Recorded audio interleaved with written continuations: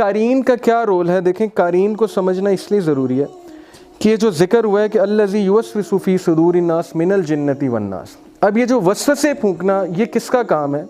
ये कोई आउटसाइड जिन नहीं होता, ये basically according to our Muslim scholars ये आपका कारीन है।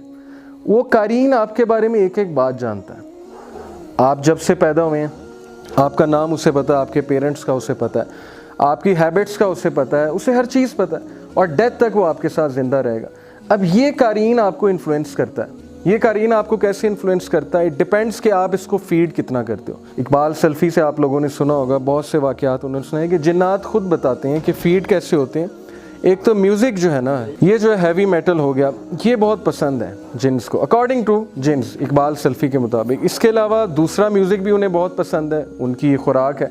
इसी तरह पोर्नोग्राफी बहुत ज़्यादा ये उनको पसंद है और ये उनकी बहुत ज़बरदस्त खुराक है डेफिनेटली, तो हम उसे स्ट्रॉन्ग करते हैं। इसी तरह अल्लाह के नबी सल्लल्लाहु अलैहि वसल्लम ने देखें अहदीस में बताया कि राइट हैंड से खाना खाएं, लेफ़्ट से मत खाएं, क्योंकि लेफ़्ट से खाएंगे तो शैतान को भी आप फीड करेंगे। लेकिन इब्न तैमिया अपनी बुक में लिखते हैं, उनकी बुक है जिन एंड ह्यूमन सिकनेस। इब्न तैमिया उसमें कहते हैं कि अगर हमारे सामने हिडन वर्ल्ड खुल जाए जिन्स का, तो हमें पता लगेगा कि इस्लाम की एक एक बात में कितनी हिकमत है। तो चूँकि नबी सल्लल्लाहु अलैहि वसल्लम ही न्यू एवरीथिंग फ्रॉम वही अल्लाह सुब्हानहू व तआला की तरफ से, उनकी बात मानने में ही फ़ायदा है। अब उन्होंने राइट हैंड से खाने का कहा है तो राइट हैंड से खाना है, पानी बैठ के पीने का कहा है तो बेहतर है बैठ के आप पिएँ, 3 सांसों में पिएँ, उस तरह से पिएँ। बाथरूम आपने जाना है पहले लेफ़्ट फीट रखें, मस्जिद से निकलना है राइट फीट। ये सारी चीज़ों का ताल्लुक़ देखें इन चीज़ों से जो मैं आपको बता रहा हूँ, ये उसकी खुराक से ताल्लुक़ है।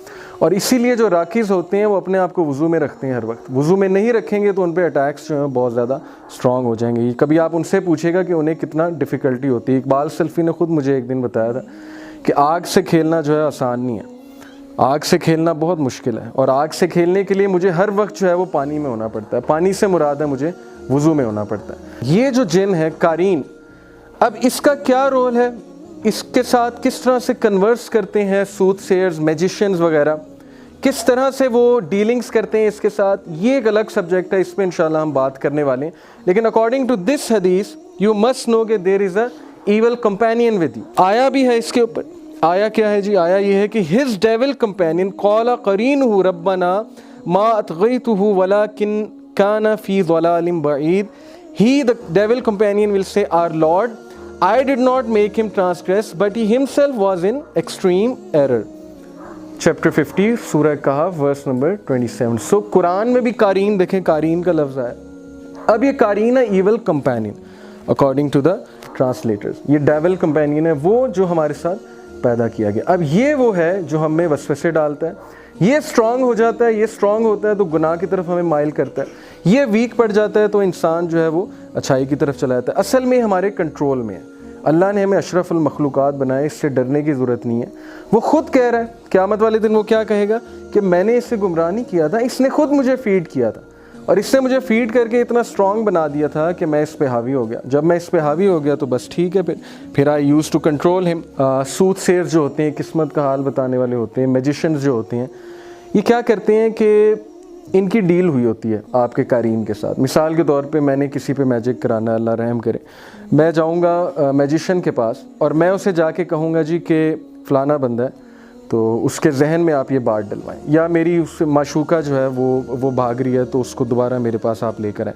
अब होता ये कि वो अपने कारीन के थ्रू उसके कारीन को हाजिर करते हैं। उसके कारीन को कैसे हाजिर करते हैं? Through some rituals.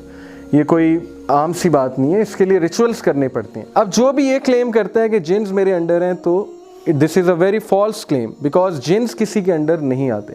ये एक अलग बात है, ये एक अलग मौजू है कि जिन्स आपके शागिर्द हैं, जिन्स आपसे कुछ सीख रहे हैं, जिन्स आपसे कुरान पढ़ रहे हैं, कुछ उलमा से कुरान सीख लेते हैं, वो आपकी इज़्ज़त करते हैं, इज़्ज़त करके वो आपको कुछ बातें बताते हैं, आपकी कुछ हेल्प कर देते हैं, लेकिन वो भी जायज़ नहीं है हमारे नज़दीक। उलमा उसकी भी इजाज़त नहीं देते, क्योंकि अगर इसकी इजाज़त होती तो सहाबा से वलीउल्लाह बड़ा कोई भी नहीं था।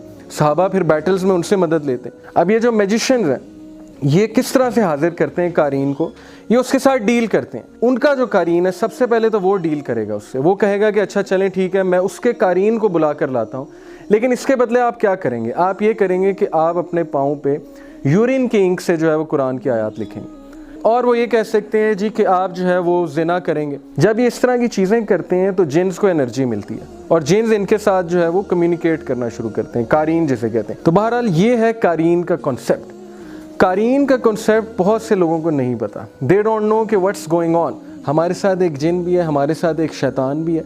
यस, अल्लाह ने हमारे साथ एक शैतान पैदा किया है एंड थ्रू दैट जिन वी आर बीइंग टेस्टेड। ये अल्लाह सुब्हानहू तआला के टेस्ट हैं, अल्लाह नोज बेस्ट। अगर तो हम ज़ाहिर है ऐसे एक्शंस करेंगे सच एज पोर्नोग्राफी वगैरह वगैरह, ये जो सारे सिन्स होते हैं, तो एंजल्स तो भाग जाते हैं इन चीज़ों से। एंजल्स तो साथ नहीं रहते, फिर उस जिन को जो है वो स्ट्रेंथ मिलती है।